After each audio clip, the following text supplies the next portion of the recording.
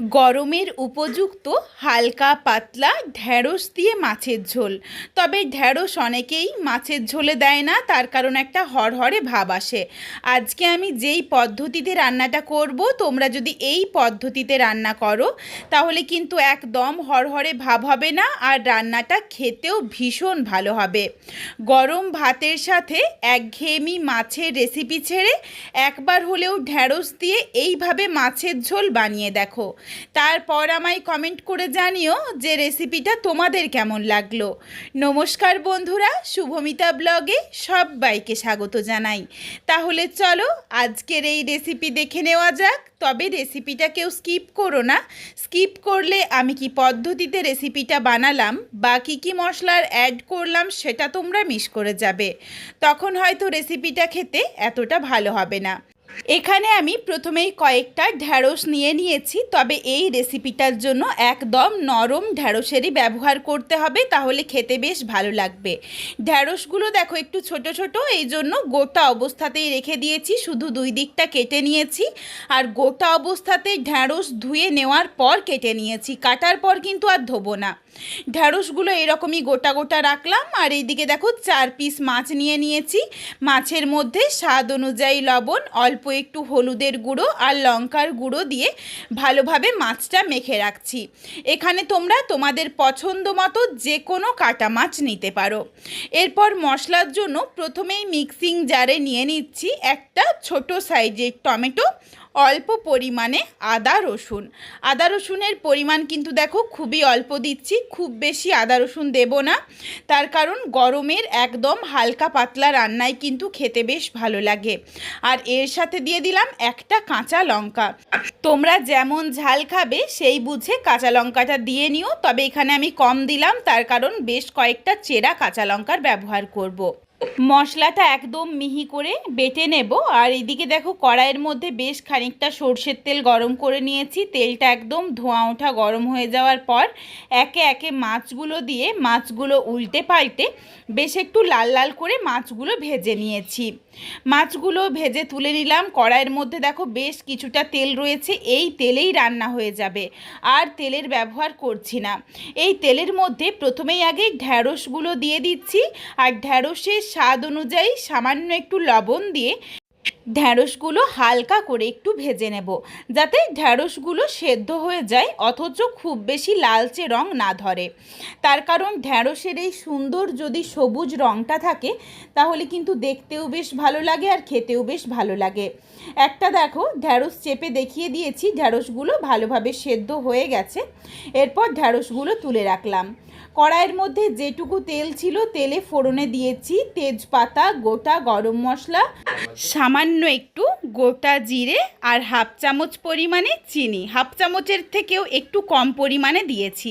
চিনিটা যদি তেলের মধ্যে দেওয়া হয় তাহলে কিন্তু চিনিটা গলে গেলে একটু লালচে হয়ে যায়, চিনিটা ক্যারামেল হয়ে গেলে কিন্তু সুন্দর একটা রান্নার কালার আসে, এই জন্যই চিনিটা দেওয়া। তবে যারা চিনি খেতে পছন্দ করো না তারা চাইলে বাদ দিতে পারো, আর একটু চিনি দেওয়ার জন্য কিন্তু টেস্টটাও ব্যালেন্স হয়। এরপর তোমাদের ইচ্ছে মতো তোমরা দিয়ে নিও। এখানে তোমরা যদি অন্য কিছু ফোড়ন খেতে পছন্দ করো তাহলে সেটাও দিতে পারো। এরপর দেখো প্রথমেই আগে চিনিটা যখন ওপরের দিকে ভেসে উঠেছে তারপর দিয়ে দিলাম পেঁয়াজ কুচি। একদমই ছোট ছোট করে কুচিয়ে নিয়েছিলাম দুটো ছোট সাইজের পেঁয়াজ। পেঁয়াজ কুচি দিয়ে নাড়াচাড়া করে পেঁয়াজটা বেশ একটু লালচে রং ধরিয়ে ভেজে নিয়েছি। তারপর দিয়ে দিলাম বেটে রাখা মশলার পেস্ট।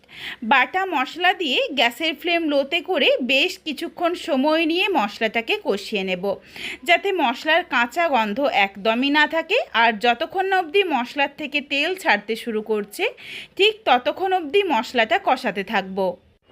এখনই দেখো খুবই সুন্দর একটা মশলাটার কালার চলে এসেছে আর মশলা থেকে তেল ছেড়ে দিয়েছে।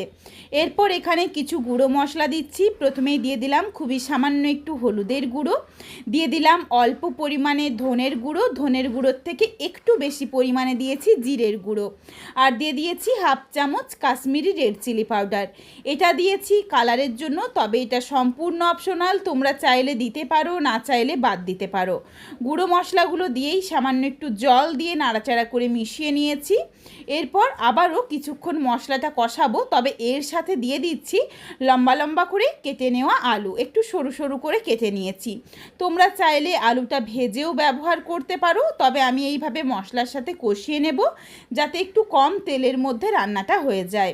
আর এখানে দিয়ে দিয়েছি স্বাদ অনুযায়ী লবণ, যাতে আলুর থেকে বেশ কিছুটা জল ছাড়ে আর আলুটা এই মশলার সাথে কষাতে কষাতেই ভালোভাবে সেদ্ধও হয়ে যায়। এরপর ঢাকা চাপা দিয়ে বেশ কিছুক্ষণ সময় নিয়ে কষিয়ে নিয়েছি। মশলাটার থেকে সুন্দরভাবে তেল ছেড়েছে আর খুব ভালোভাবে মশলাটা কষানো হয়ে গেছে। একটা আলু চেপে দেখিয়ে দিচ্ছি, আলুটা কিন্তু বেশ অনেকটা সেদ্ধ হয়ে গেছে, তবে এখনও একটু বাকি রয়েছে, এটা ঝোলের মধ্যে সেদ্ধ হয়ে যাবে। এরপর বেশ কিছুটা জল দিয়ে দিলাম, তোমরা যেমন ঝোল রাখতে চাও সেই বুঝে জলটা দিয়ে নিও। এখানে আমি আলু দিয়ে রান্না করছি, অনেকেই আলু খেতে পছন্দ করে না, যারা আলু খাও না তারা চাইলে আলু বাদ দিয়েও রেসিপিটা বানাতে পারো। আর তোমাদের তো আমি বলেই দিলাম চাইলে আলুটা ভেজেও ব্যবহার করতে পারো। ঝোলটা দেখো যখন ভালোভাবে ফুটে উঠেছে, এরপর একে একে কয়েকটা চেরা কাঁচা লঙ্কা দিয়ে দিলাম। যদিও ঝালটা কাঁচা লঙ্কারই হবে, এই জন্য যেমন ঝাল পছন্দ হয় সেই বুঝে কাঁচা লঙ্কাটা দিয়ে নিও। তারপরই একে একে ভেজে রাখা মাছ আর ভেজে রাখা ঢ্যাঁড়সগুলো দিয়ে দিয়েছি। সমস্ত কিছু একসাথে ভালোভাবে মিশিয়ে নিলাম। এরপর গ্যাসের ফ্লেম লোতে করে ঢাকা চাপা দিয়ে প্রায় মিনিট 5-6 সময় নিয়ে আবারও রান্নাটা করে নেব। তার কারণ আলুগুলো আরেকটু সেদ্ধ হবে আর মাছগুলো কিন্তু বেশ কড়া করে বা লাল করে ভাজা রয়েছে, মাছটাও যাতে একটু নরম হয়ে যায়, মাছের মধ্যে ঝোলটা বেশ ভালোভাবে ঢুকে যাবে। কিছুক্ষণ ঢাকনা দিয়ে ঢেকে রেখেছিলাম, তারপর ঢাকনাটা খুলে দিয়েছি। সুন্দরভাবে রান্নাটা দেখো রেডি হয়ে গেছে। আর এরপর একটু ঝোলটা তোমাদের তুলে দেখিয়ে দিই। আশা করছি তোমরা ঝোলটা দেখেই বুঝতে পারছো যে একদমই হরহরে ভাব নেই। সাধারণত ঢ্যাঁড়স দিয়ে রান্না করলে যেমন হরহরে হয়, কিন্তু তোমরা যদি এই পদ্ধতিতে রান্না করো তাহলে একদমই হরহরে হয় না, আর খেতেও বেশ ভালো লাগে। 1-2 আলু খুন্তিতে করে একটু চেপে নিয়েছি যাতে ঝোলটা একটু ঘন হয়ে যায়। তারপর রেসিপিটা নামিয়ে নিচ্ছি, আর কোনো কিচ্ছু দেওয়ার দরকার নেই। গোটা গরম মশলা ফোড়নে দিয়েছিলাম, তার জন্য কিন্তু একটা ভীষণ সুন্দর গন্ধ এসেছে। আর এই কাঁচা লঙ্কার গন্ধটা বেশ ভালো লাগে। গরম গরম ভাতের সাথে এইভাবে ঢ্যাঁড়স আলু দিয়ে মাছের ঝোল থাকলে আর কোনো কিচ্ছু দরকার হবে না। বন্ধুরা, তোমাদের কাছে আমার একটাই অনুরোধ রইল, রোজকার একঘেয়েমি মাছের ঝোলের রেসিপি ছেড়ে একবার হলেও এইভাবে মাছের ঝোল বানিয়ে দেখো। তারপর আমায় কমেন্ট করে জানিও যে রেসিপিটা তোমাদের কেমন লাগলো। রেসিপিটা তোমাদের যদি ভালো লাগে তাহলে লাইক করো, শেয়ার করে বন্ধুদের দেখার সুযোগ করে দিও।